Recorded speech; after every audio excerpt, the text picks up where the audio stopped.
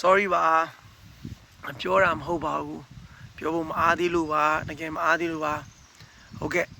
မိုးတမမှာဆိုရင်တော့တကယ်ကို player ကောင်းတွေအများကြီးထွက်တယ်မိုးတမကအပေါင်မျိုးနယ်မှာဆိုလို့ရှိရင်တော်တော်ကြီးကိုကောင်းတဲ့ဟိုပါဗောနော်အဲ့ဒီထဲမှာဆိုလို့ရှိရင်အများကြီး player အများကြီးထွက်တယ်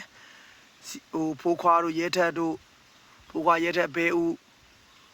နောက်အများကြီးဗျာအဲ့ဒီအများကြီးတွေမှာအခုလက်ရှိကောင်းနေကစားနေတယ်ဆိုလို့ရှိရင်တော့ကျွန်တော်ကြော်စင်ဝဲရွေးချင်ပါတယ်သူထက်ကောင်းတဲ့လူတွေရှိမယ်သူရဲ့နောက်မှာကောင်းတဲ့လူတွေရှိအောင်မယ်ဒါပေမဲ့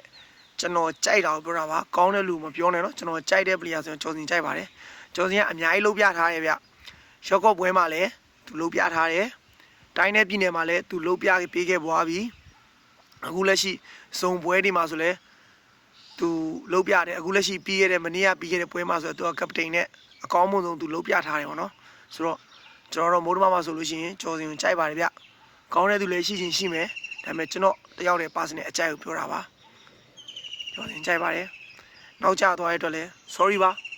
ကျေးဇူးပါ